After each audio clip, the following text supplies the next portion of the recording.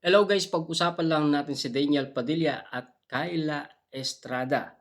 Sa mga napapansin kasi ng karamihan na parang nakamove on na si Daniel Padilla dahil nasaksihan ng iba't ibang mga netizens na parang napakaligaya na ni Daniel Padilla at napakasaya na.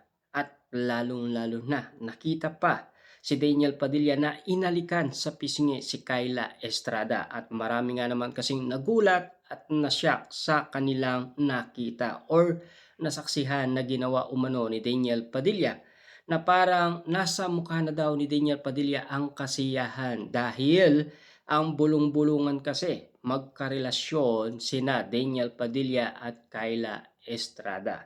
Pero marami pa rin ang hindi naniniwala or hindi sang-ayon sa ginagawa umano ni Daniel Padilla at Kyla Estrada. Kasi nasaksihan na yan ng iba't ibang mga netizens patungkol umano kay Kim Chiu at Paulo Abilino. Lalong-lalo na kay Alden Richard at Catherine Bernardo.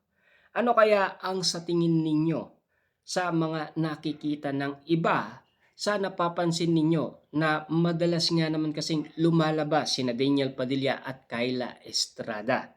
Lalong-lalo na kasi ang issue, magjowa na daw. Samantalang wala pa naman sinasabing pag-amin sina Daniel Padilla at Kyla Estrada sa mga isyung sinasabing magjowa na daw ang dalawa. Samantalang ang iba naman sinasabing baka magkakaroon daw sila ng project or magkakaroon sila ng love team. Kasi yan ang usap-usapan sa social media.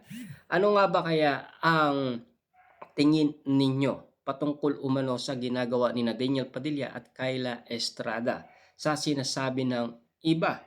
Alam nyo naman siguro, napakainit ng mga balita ngayon patungkol kina Daniel Padilla at Kyla Estrada. Dahil ang iba, napakasaya na kasi maligaya na si Daniel Padilla sa piling umano ni Kyla Estrada. Sa nakikita naman nila kay Kyla Estrada, mukhang masaya naman siya. Dahil alam nyo naman siguro, may mga bulong-bulungan noon na sinasabi ni Kyla Estrada hindi niya tipo ang mga aktor dahil ayaw niya umanong masangkot sa iba't ibang mga issue ng mga artista.